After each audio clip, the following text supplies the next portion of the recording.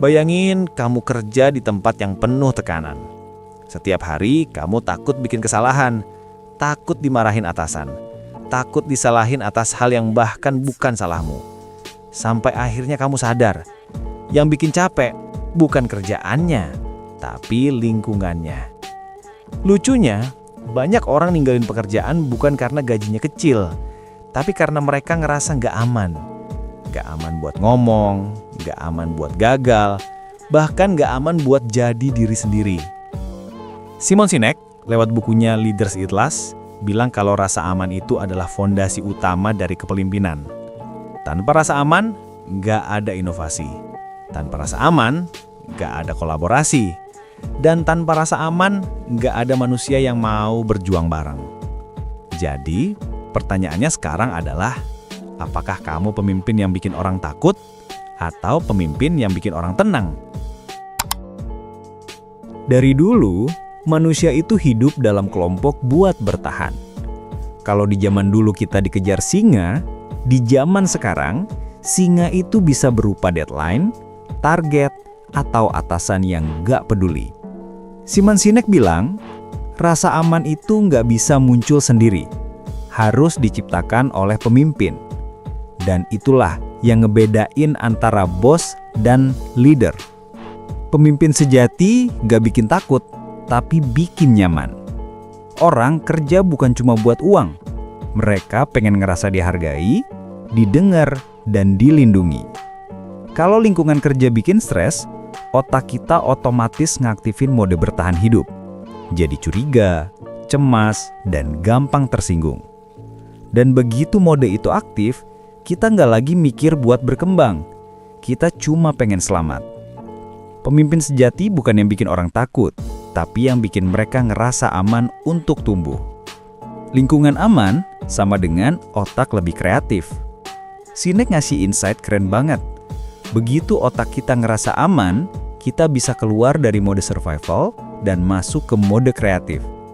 Kita jadi berani ngide, berani ambil risiko, berani gagal. Tapi kalau tiap hari hidup dalam tekanan, yang muncul bukan inovasi, tapi burnout. Jadi, tugas pemimpin bukan cuma nyuruh kerja keras, tapi bikin timnya aman buat salah. Karena dari kesalahanlah muncul pembelajaran. Circle of safety, lingkaran aman yang diciptakan pemimpin. Bayangin perusahaan itu kayak suku. Di dalamnya ada lingkaran yang disebut Simon sebagai circle of safety. Kalau kamu ada di dalam lingkaran itu, kamu ngerasa dijaga. Tapi kalau kamu di luar lingkaran, kamu ngerasa sendiri. Tugas pemimpin adalah memperluas lingkaran itu, biar makin banyak orang yang ngerasa dilindungi, bukan dipaksa. Kalau orang ngerasa aman, mereka rela berkorban. Tapi kalau mereka ngerasa terancam, mereka saling menjatuhkan. Pemimpin itu bukan bos. Bos itu yang nyuruh. Pemimpin itu yang ngayomi. Bos mikir soal target. Pemimpin mikir soal manusia yang ngejar target itu. Dan itulah kenapa pemimpin sejati makan terakhir. Bukan karena dia lemah, tapi karena dia pengen pastiin semua orang udah cukup dulu sebelum dia. Itu simbol dari pengorbanan dan rasa tanggung jawab. Rasa aman melahirkan loyalitas. Kamu nggak bisa beli loyalitas dengan uang. Loyalitas lahir dari rasa percaya. Kekuatan yang menggerakkan kita. Kita sering mikir motivasi itu soal uang, jabatan, atau reward. Padahal otak manusia gak sesederhana itu. Kita digerakkan oleh rasa. Rasa bangga, rasa diterima, rasa punya makna. Simon Sinek bilang, di dalam tubuh manusia ada 4 bahan kimia utama yang nentuin cara kita berpikir, bertindak, dan memimpin. 4 zat ini bisa jadi kekuatan luar biasa, atau malah bumerang kalau disalahgunakan. 1. Endorfin dan dopamin, si penggerak produktivitas. Endorfin itu bikin kita tahan lelah. Sementara dopamin bikin kita excited waktu nyelesain sesuatu. Setiap kali kamu centang to-do list, dapat likes di IG atau ngerasa, yes, gue berhasil. Itu dopamin yang lagi main. Masalahnya, kita bisa kecanduan dopamin. Kita jadi terus ngejar hasil instan, tanpa sadar kehilangan makna dari proses. Dan banyak perusahaan justru ngelola orang pakai dopamin. Target, bonus, ranking, penghargaan. Emang bisa bikin semangat, tapi kalau cuma itu doang, timmu gak akan bertahan lama. Dopamin bisa bikin kamu sukses, tapi gak bikin kamu setia. 2. Serotonin dan oksitosin, si pencipta kebersamaan. Kalau dopamin bikin kamu fokus pada aku, serotonin dan oksitosin bikin kamu fokus pada kita. Serotonin muncul waktu kamu dihargai, waktu seseorang bilang, kerja kamu keren banget. Oksitosin muncul waktu kamu ngerasa dipercaya, waktu kamu peluk teman, saling tolong, atau kerja bareng dalam satu tujuan. Inilah kenapa pemimpin sejati gak cuma ngasih target, tapi juga ngasih rasa belonging. Mereka bikin tim ngerasa, gue bagian dari sesuatu yang penting. Dan saat itu terjadi, dopamin berubah arah, bukan lagi buat pencapaian pribadi, tapi buat kemenangan bersama. Kamu kerja keras, bukan karena disuruh, tapi karena kamu pengen jagain orang-orang yang kerja bareng kamu. 3. Bahaya ketika pemimpin cuma andelin dopamin. Bayangin kantor yang isinya cuma angka dan target. Semua orang dikejar performa, gagal dikit langsung disalahin. Hasilnya, tim jadi kompetitif, tapi dingin. Gak ada rasa percaya, gak ada kebersamaan. Sinek nyebut ini sebagai masyarakat dopamin. Kita ngejar pencapaian pribadi, tapi lupa kalau manusia itu makhluk sosial. Dan saat pemimpin lupa sama sisi manusia, rasa aman yang kita bahas di bagian pertama hilang. 4. Pemimpin hebat punya keseimbangan kimia. Simon Sinek mengajarin satu hal penting. Pemimpin sejati bukan yang ngilangin target, tapi yang ngebalance antara dopamin dan oksitosin. Mereka ngerti kapan tim butuh push buat berjuang dan kapan tim butuh pelukan buat ngerasa dihargai. Mereka ngerti kalau manusia gak bisa diperlakukan kayak mesin produktif, karena yang bikin manusia berjuang bukan perintah, tapi rasa percaya. Orang gak rela mati demi bonus, tapi mereka rela berkorban demi orang yang mereka percayai. 5. Lingkungan yang ngasih makna, bukan sekedar gaji. Kita semua butuh alasan buat bangun tiap pagi. Dan kalau alasan itu cuma angka di slip gaji, cepat atau lambat semangatmu akan habis. Tapi kalau kamu tahu kerjaanmu berdampak, kalau kamu ngerasa dihargai, dipercaya, dan dibutuhin, kamu bakal ngasih lebih dari 100%, bahkan tanpa disuruh. Itulah kekuatan sejati yang ngebuat tim bertahan, bahkan di tengah tekanan. Rasa punya makna jauh lebih kuat daripada rasa dapat uang. Kita semua digerakkan oleh 4 kekuatan, endorfin, dopamin, serotonin, dan oksitosin.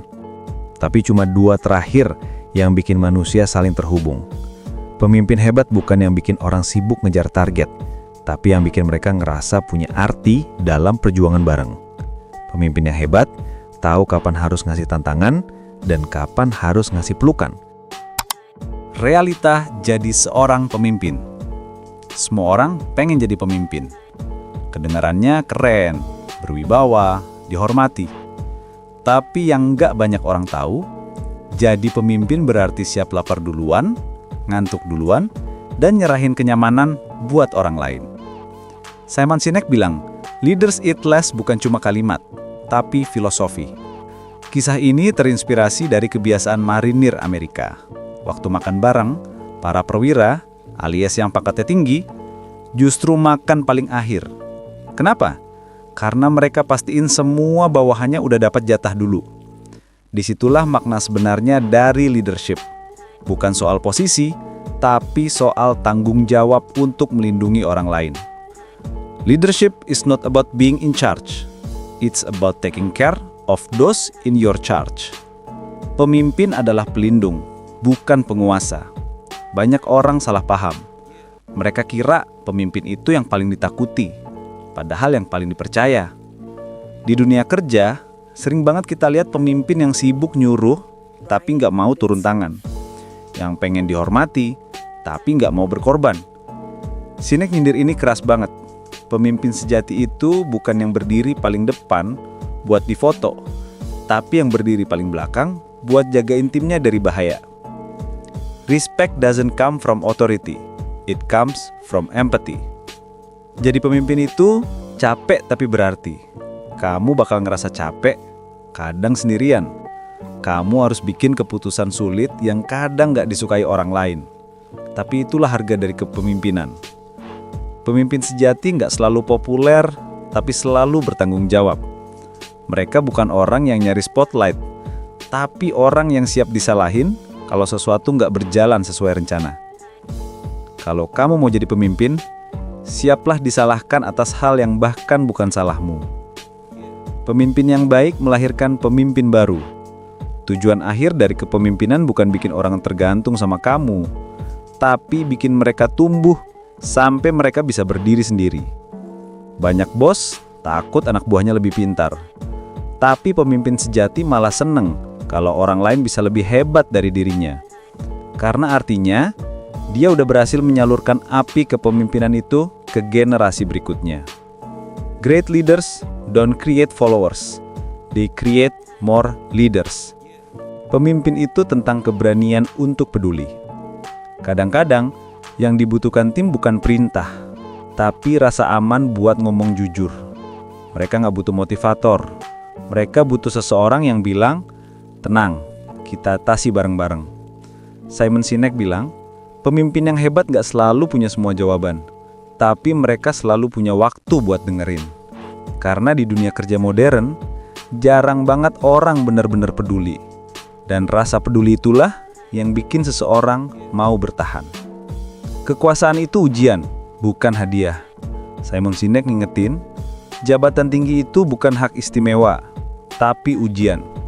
Kamu dikasih kekuasaan bukan buat memerintah, tapi buat ngetes apakah kamu masih bisa tetap manusia, masih bisa empati, masih bisa ngendungin orang yang kamu pimpin. Dan ujian itu gak gampang, karena kekuasaan itu candu. Bisa bikin lupa diri kalau nggak dikendalikan dengan kesadaran. Kekuasaan tanpa empati bukan kepemimpinan. Itu cuma ego yang menyamar. Jadi pemimpin bukan tentang siapa yang duduk paling depan, tapi siapa yang paling siap berdiri paling belakang. Bukan tentang jadi yang paling kuat, tapi yang paling siap melindungi. Karena pada akhirnya, pemimpin sejati adalah orang yang berani lapar terakhir, tapi puas duluan. Karena dia tahu semua orang di sekitarnya udah aman. Dan itu jauh lebih berharga dari sekedar kekuasaan. Jadi kalau kamu mau jadi pemimpin, jangan tanya apa yang bisa mereka kasih buat kamu, tapi tanya apa yang bisa aku kasih buat mereka. Bagaimana dunia kepemimpinan bisa kacau sekarang? Coba deh, buka media sosial atau berita hari ini. Kamu bakal nemuin banyak cerita tentang toxic workplace, pemimpin yang manipulatif, dan perusahaan yang bangga dengan budaya kinerja tinggi, padahal di baliknya banyak orang kelelahan, bahkan kehilangan makna hidup. Simon Sinek bilang, semua kekacauan ini bukan muncul tiba-tiba, tapi hasil dari pergeseran nilai dalam kepemimpinan, dari yang manusia jadi angka. Era profit mengalahkan empati. Dulu, tujuan bisnis itu sederhana, melayani orang, menciptakan manfaat, dan menjaga kepercayaan. Tapi setelah revolusi industri dan booming ekonomi, semuanya mulai berubah. Pemimpin mulai dinilai bukan dari seberapa banyak orang yang mereka bantu, tapi seberapa besar profit yang mereka hasilkan. Dan sejak saat itu, manusia mulai kehilangan tempat di dalam sistem. Angka jadi lebih penting daripada manusia. Laporan jadi lebih penting daripada perasaan. Logika korporat, hasil harus cepat, resiko harus nol. Perusahaan mulai beroperasi kayak mesin. Semuanya tentang kecepatan, target, dan efisiensi. Tapi masalahnya, manusia bukan mesin. Manusia punya ritme, emosi, dan kebutuhan akan makna. Akibatnya, banyak organisasi sekarang dipimpin dengan pola angka dulu, orang belakangan. Padahal ironisnya, angka baru naik kalau orangnya bahagia dulu. Kepemimpinan modern sering salah arah. Di masa lalu, pemimpin dihormati karena mereka berani ngorbanin diri buat timnya. Sekarang, banyak pemimpin dihormati karena laporan performanya bagus.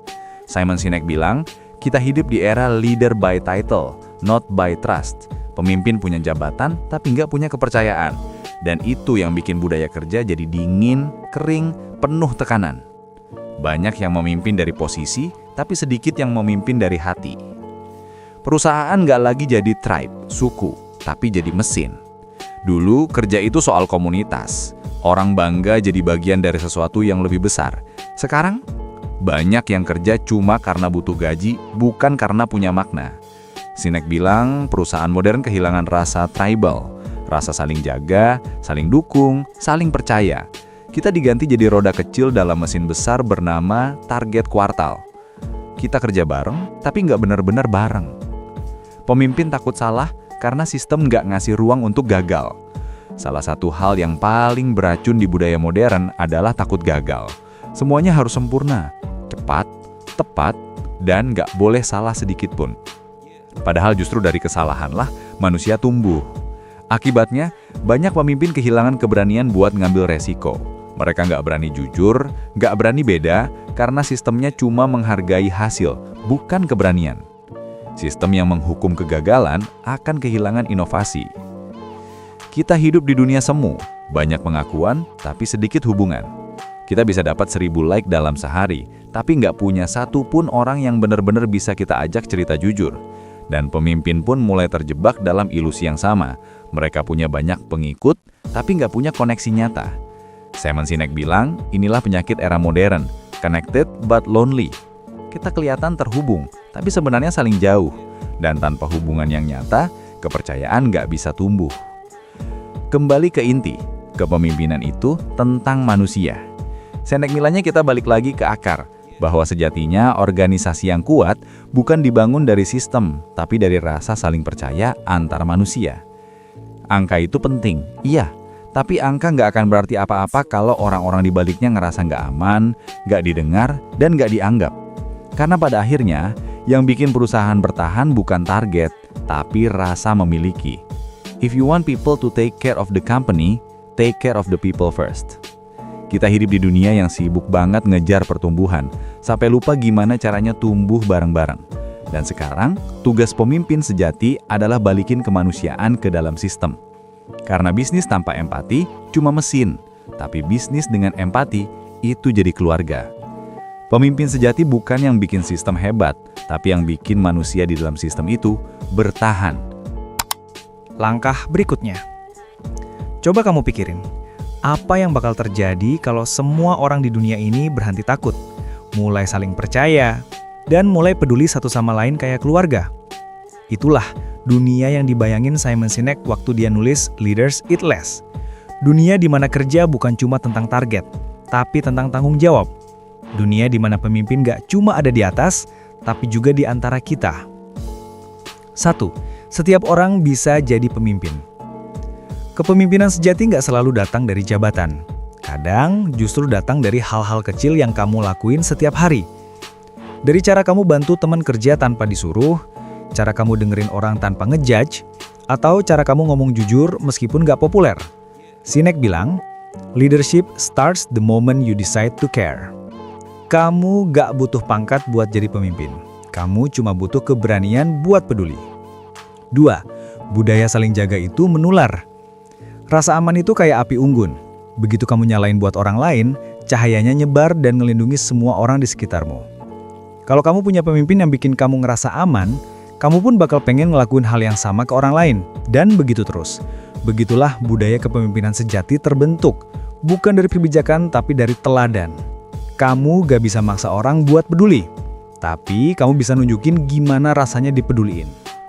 3. Pemimpin sejati nggak nunggu momen. Mereka menciptakannya. Di dunia kerja sekarang, banyak yang bilang, gue bakal jadi pemimpin kalau nanti udah di posisi tinggi. Padahal, justru kebalikannya. Kamu dapat posisi tinggi karena kamu udah mulai bertindak kayak pemimpin. Jadi, jangan tunggu kesempatan datang. Mulai aja dari sekarang. Bantu, dengerin, lindungi. Karena itulah yang bikin orang percaya padamu. Dan kepercayaan, bukan jabatan, adalah fondasi dari kepemimpinan sejati. 4. Tugas pemimpin menyembuhkan budaya yang rusak. Simon Sinek sadar, dunia sekarang udah terlalu lama hidup dalam ketakutan dan persaingan. Kita butuh generasi baru pemimpin, bukan yang pinter ngitung, tapi yang pinter memahami. Pemimpin yang bisa bilang, tenang, kamu nggak sendirian. Pemimpin yang ngerti kalau angka bisa naik turun, tapi manusia cuma punya satu hati yang perlu dijaga. Kita nggak bisa menyembuhkan dunia dengan angka, tapi kita bisa mulai menyembuhkannya dengan empati. 5. Perubahan nggak instan, tapi dimulai dari satu orang. Nggak ada revolusi yang langsung besar.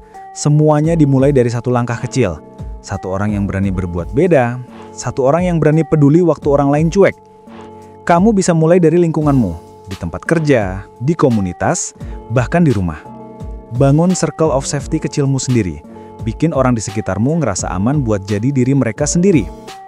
Kamu gak bisa ubah dunia dalam semalam, tapi kamu bisa ubah dunia seseorang hari ini. 6. Dunia gak butuh lebih banyak bos, dunia butuh lebih banyak pemimpin. Bos itu bisa nyuruh, tapi cuma pemimpin yang bisa ngerangkul. Bos itu bikin aturan, tapi pemimpin bikin rasa percaya.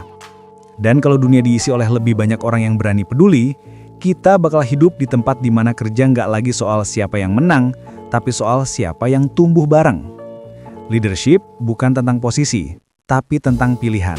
Pilihan untuk menaruh orang lain di atas kepentinganmu sendiri. Bayangin dunia di mana setiap orang saling jagain. Tempat kerja yang nggak cuma ngejar target, tapi juga ngejaga manusia di balik target itu. Tempat di mana pemimpin nggak harus perfect, tapi mau belajar bareng timnya. Itulah dunia yang bisa kita bangun. Kalau kita semua mulai makan terakhir dan pastiin orang lain aman dulu sebelum diri kita sendiri.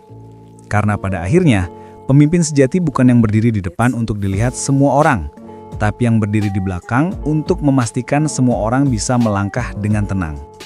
Dunia butuh lebih banyak orang baik, bukan karena itu keren, tapi karena itu satu-satunya hal yang bisa bikin kita semua bertahan. Jadilah pemimpin, bahkan kalau cuma untuk satu orang. Dan mulai hari ini, belajarlah makan terakhir.